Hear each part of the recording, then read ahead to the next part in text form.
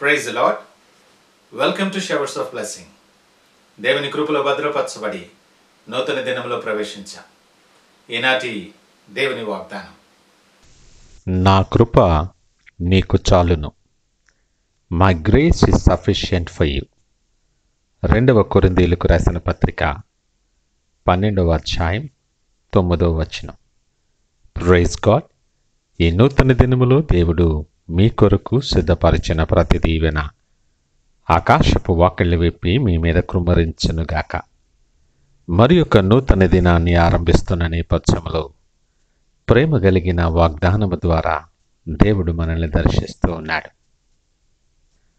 మన జీవితంలో దేవుడు అనుగ్రహించిన ఈ నూతన దినాన్ని నువ్వు ఆరంభిస్తూ ఉంటుండగా అనేక స్వరాలు నీకు వినిపించవచ్చు.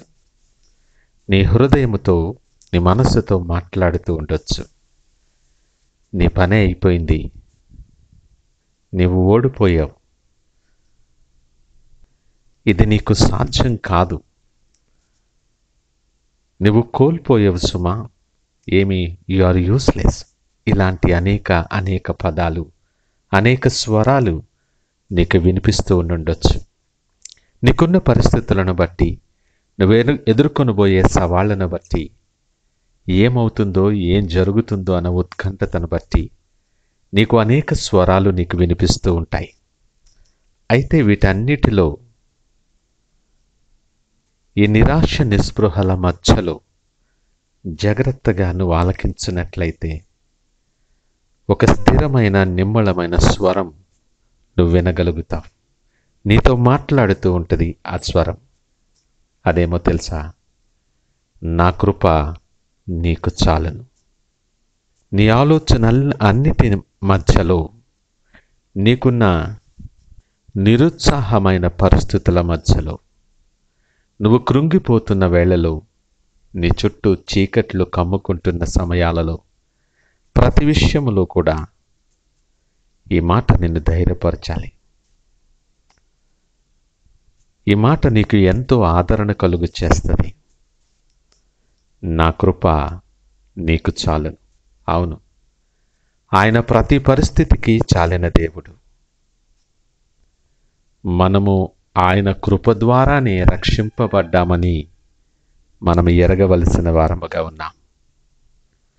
మనలను చీకటి బంధకాల నుండి వెలుగులోనికి పిలిచిన దేవుడు ఆయన. సొమ్మసిల్లిన వారిని బలపరిచి శక్తిహీనులను బలాభివృద్ధి కలిగించే దేవుడు ఆయన. నువ్వు అలసిపోయి ఉండొచ్చు, గాయపడి ఉండొచ్చు, అవమానపరచబడి కృంగిన నేపథ్యములో నువ్వు ఉండొచ్చు. వాటన్నిటి మధ్యలో ఆయన కృప నీకు చాలును అని ఆదరకరమైన వార్త ద్వారా నిన్ను దర్శిస్తూ ఉన్నాడు.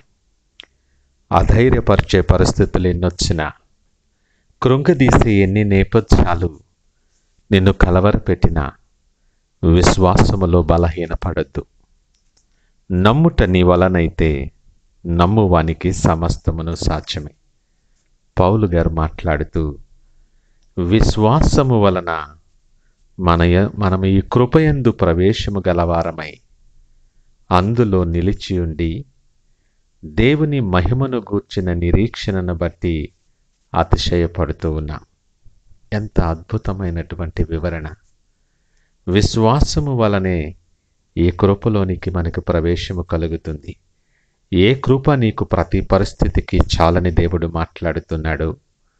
నీ ప్రతి బలహీనతందు, అననుకూల పరిస్థితులందు, గాయపడిన నేపథ్యములో కూడా నా కృప చాలునని అంటున్నాడు. ఆ కృపలోనికి ప్రవేశించాలి అంటే విశ్వాసము వలన మాత్రమే సాధ్యం. అందులో నిలిచి ఉంటే దేవుని మహిమను గూర్చిన నిరీక్షణ మనకు కలుగుతుంది. మహిమ నీ మీద ప్రకాశించేదిగా ఉంటుంది. నువ్వు నమ్మిన ఎడల ఆయన మహిమను నువ్వు చూస్తావని లేఖనం అంటుంది. ఆ గొప్ప ధన్యతను బట్టి మనం అతిశయపడవలసిన వారముగా ఉన్నాం. నీ బలహీనతలో దేవుడే నీకు బలం. నీ విశ్వాసాన్ని బట్టి దేవుని యొక్క బలాన్ని అనుభవపూర్వకముగా నువ్వు తెలుసుకోవటానికి దేవుడు నీ జీవితంలో ద్వారాలు తెరిచి ఆ మార్గము గుండా నిన్ను నడిపిస్తున్నాడు. ఈ మాటలు వింటున్న ప్రియ దేవుని జనాంగమా, నీవెవరివైనా ఏ పరిస్థితుల్లో ఉన్నా ఆయన కృప నీకు చాలు. నీ మీద ఆయన వెలుగు ప్రకాశింపచేసి నీ చుట్టూ కృపాకంచె కావలి ఉంచి ఈ నూతన దినములో ఆయన సిద్ధపరిచిన మార్గములో నడిపిస్తాడు. ఆయన ఆ గొప్ప దీవెనకరమైన మార్గాల్లో నడవటానికి ప్రార్థనాపూర్వకంగా సిద్ధపడదామా? ప్రార్థించుకుందాం. పరిశుద్ధుడు, ప్రేమ నమ్మకమైన మా యేసయ్యా స్తోత్రాలు. ఈ ఉదయకాలము నాతో మాతో మీరు మాట్లాడారు. మా ప్రతి పరిస్థితికి చాలినవాడా, అవును, మా జీవితంలో నీ కృప చాలును. మా విశ్వాసము ద్వారా ఈ కృపలో ప్రవేశించి దాంట్లో నిలిచి ఉండటానికి మాకు సహాయము దయచేయండి.